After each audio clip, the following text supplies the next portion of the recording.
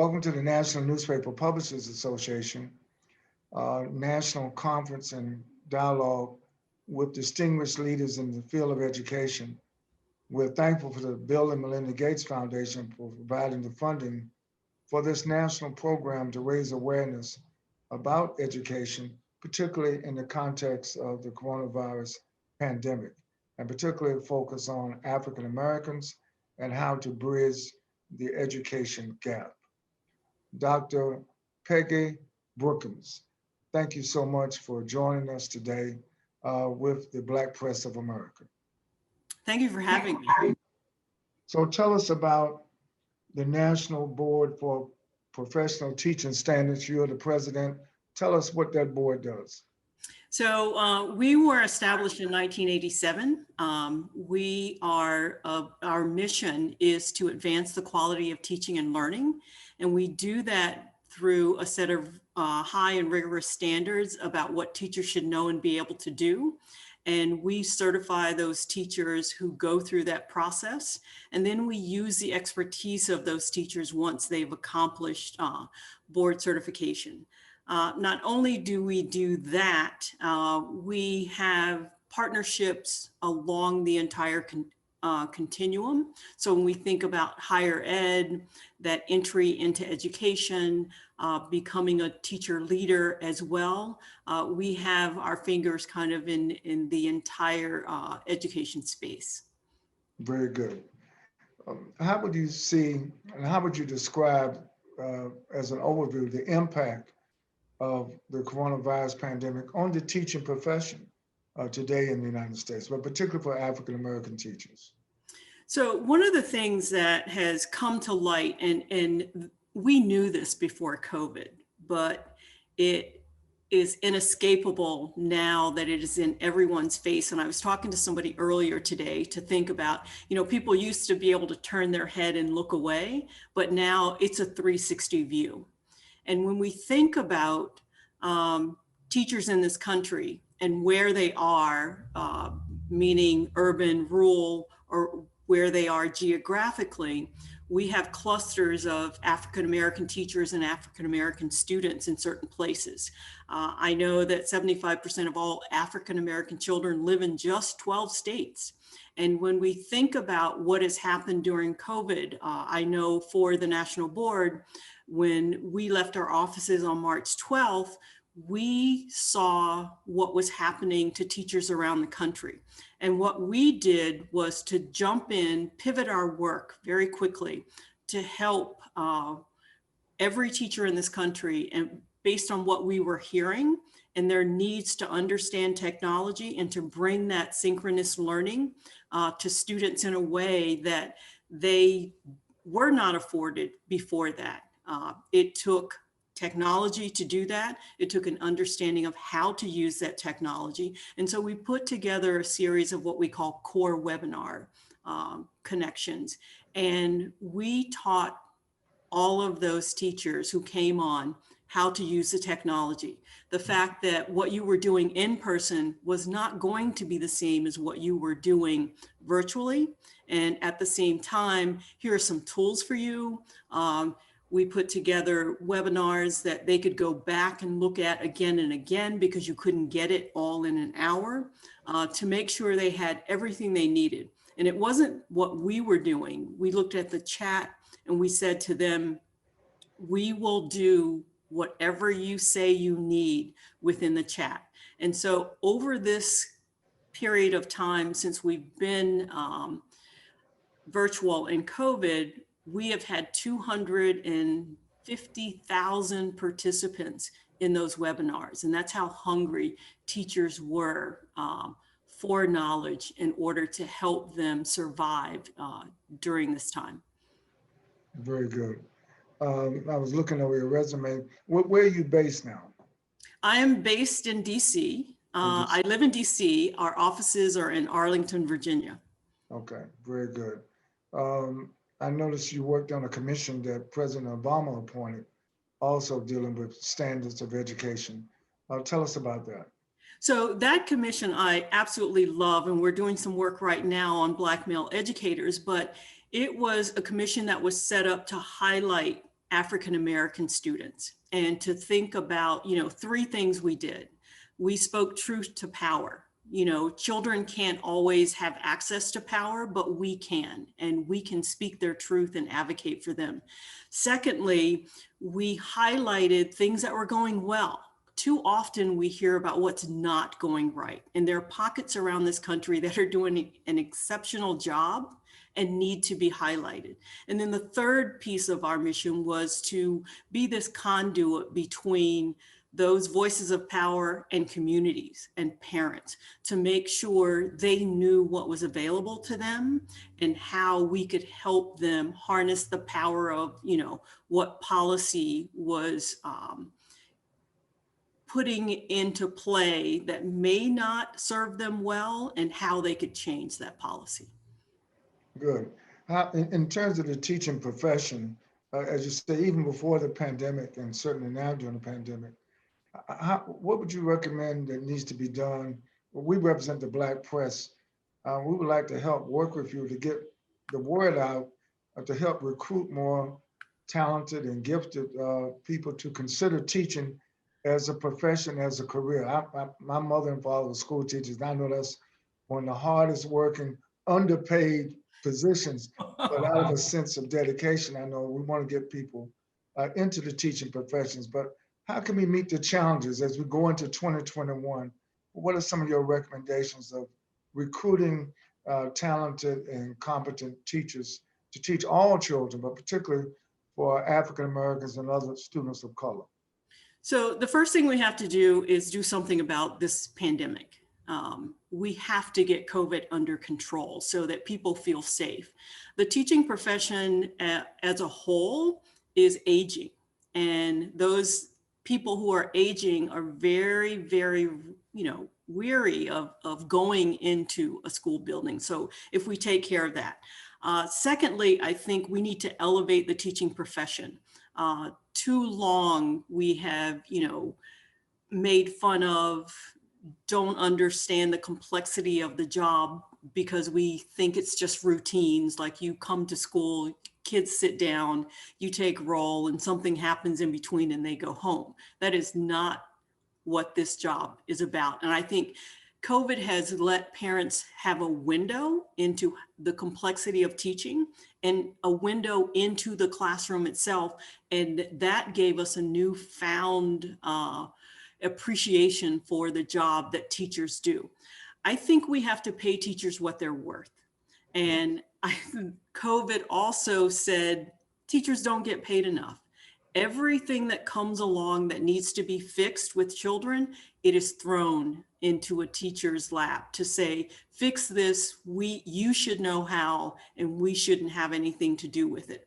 And I think to think about how we give a quality of education from pre-service through their first years of support within the profession, and then their board certification, because we are that certifying body for accomplished teachers, and then to use their expertise after that, to hear their voice, because they are closest to the work and what they say means something. And if we would listen, we could improve education much faster. Absolutely. There have been a lot of studies and a lot of news coverage about the gap, and how to bridge the education gap. From your perspective, in the teaching profession, what would you recommend? Because hopefully students, teachers, community leaders are going to watch this interview. What would you recommend as we move into 2021? What needs to be done? Maybe the top 3 things that you think need to be done from your perspective to close and bridge the education gap? I think for me, education is about 2 things: relationships, that intrinsic relationship between teachers and students. And if we are training teachers correctly to understand the power of that relationship and the impact of that relationship on learning, we can think about brain science and how students feel in an environment to make sure that they are welcomed and they belong, to make sure, the brain mimics what it sees. And body language is 80% of, what all of us convey to people in front of us. And if children are in a safe environment, if they feel like, there's some kind of relationship with a person who is in front of that classroom teaching them, and that they understand, and that teaching is culturally responsive teaching, so that we know who they are before we can begin to teach them anything, that we are invested in them as a person. And I think having that embedded very early in pre-service is critical. Then also having this relationship between higher ed and K-12. We need to share information. We need to share the information about students, the change in demographics of students, change in how students learn, the change in just the vast amount of information. And I think one of the things that we could do much better is to use assessment for the right reasons, to think about formative assessment for growth, meaning I'm going to reflect on what I see, I'm going to change practice based on that, and then I'm going to go back in and continue that cycle again. And then I can think about a summative assessment. But I think so much is based on one test. That can't happen. We need to learn some things along the way in order to get to that single test. But the most important person in the room is that teacher, and how that teacher interacts with students, how their level of content knowledge and pedagogy, and then how they analyze and reflect, every minute in a classroom. That is the complexity of teaching that people don't realize, and that teachers need support for continually, not just from their colleagues, but from the administration as well. Right. Thank you. That was a very good answer to that question.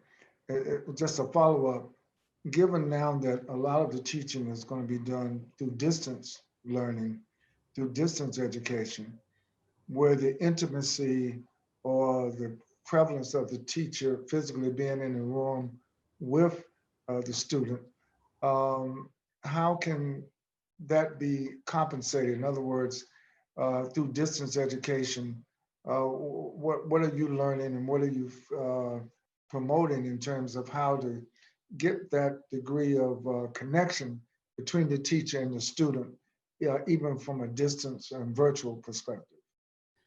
So the National Board has 5 core propositions, and number 1 is teachers are committed to their students and their learning. And when we think about this virtual world, you have to be able to, as a teacher, to pivot from that in-person to virtual. And to do that, you have to have this ability to bring students in from the very beginning. We're seeing them only in 2 dimensions right now. And in those 2 dimensions, that relationship still has to be there. What you present in a classroom is very different than what you present online. And when you're presenting online, you can only take in so much data at a time. So, we're not going to sit for 50 minutes and have, the teacher talk. It has to be something that catches the students. It has to be something they are interested in. And then they go out, they learn, we come back together. There has to be some time to let everything settle and to make it, your own. I think too often people think about school as worksheets. That is not what school is about. It is about doing. And through doing, we learn. And I think the virtual piece and what a lot of teachers have learned in this virtual space is that, we get to bring in experts now that we never had access to. Just think, I could say, come to my class, and I would have you in my classroom where you couldn't travel before to be in that classroom. We can bring a scientist in, we can bring an engineer in. I think one of the few bright spots that has come out of COVID is the fact that, you know, parents can now come into the classroom, but they can also be present for parent conferences in ways that they could not be before. And this technology has provided them that, so that people don't start thinking about, well, you know, you don't care about your kids because you're not showing up for a parent conference, and not thinking about that parent is working and can't be there. And now they can. So I think we should not go away from the positives of the technology and the use of the technology in ways that you can have one-on-one tutoring with students, in ways that you can bring in your colleagues who are very proficient at something that you may not be the expert at yourself, to say, you know, let's fill this gap for this particular student. And then at the same time, a student gets to record themselves and show that to the teacher about what they can do and what they've learned in the way that they learn, and not just sitting and listening. Very good. That's very interesting. You know our interview today is short, but I want to reserve time to do more with you, because one of the things the NNPA wants to do is develop a series of short videos, particularly that can also be used in social media. You know, because of the digital age, people's attention span is not as long as it once was. But your point about getting information disseminated in a way that not only captures the attention, the imagination, the engagement of people, but making sure that they learn from it. So I think we have a lot to learn using technology, your point, rather than being fearful of technology, but to utilize it. Our last question is STEM, science, technology, engineering, and mathematics. We hear from a lot of companies that are looking for experienced brothers and sisters from our communities in the science or technology or engineering or mathematics backgrounds. You also mentioned relation between higher education and K through 12. Uh, can you share with us what in the teaching profession, if you want young people to get into STEM fields, what is it too early? What is the age to start introducing them to these opportunities, not only in terms of curriculum and academic subject matters, but possible career choices? So I'm going to say kindergarten. I come from a STEM background. I led a STEM school that I started. It's an engineering school. And I found out that I had to hook kids very early to get them excited about, you know, what is science and what is engineering particularly. And we would have kids involved in our school on Saturdays with play days, with thinking about robotics and sponsoring teams. We have to get them excited about, you know, the future of learning and what Yes. that future of learning looks like. And thinking about, when am I ever going to use this knowledge that you're saying to me? I want to see it in action, pretty much. I cannot teach functions without teaching coding, to say, here is the reason you must learn this, and here is where you will use it, and here is how this knowledge is connected. You know, you cannot teach math without history, without language arts, without physics, without chemistry at this point, because all of those things are connected when it comes to STEM. And when you think about exposing kids very early, it sparks their curiosity. It allows them to create, to prototype, and to do the things in ways that require the mathematics and requires the science. And now they're geared up to learn in ways that, you know, I'm not sitting doing a problem on page 238.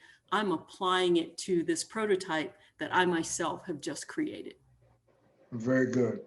Well, thank you. Our time is ended, but I really want to thank you tremendously And we want to follow up on this discussion with you, Dr. Peggy Brookins, and you're the president of the National Board for Professional Teaching Standards. Thank you for your leadership, and thank you for your commitment to the teaching profession. Thank you, Dr. Chavez, and thank you so much for having me, and I'm happy to come back anytime. All right, we're definitely going to be calling on you. Thank you again. Thank you.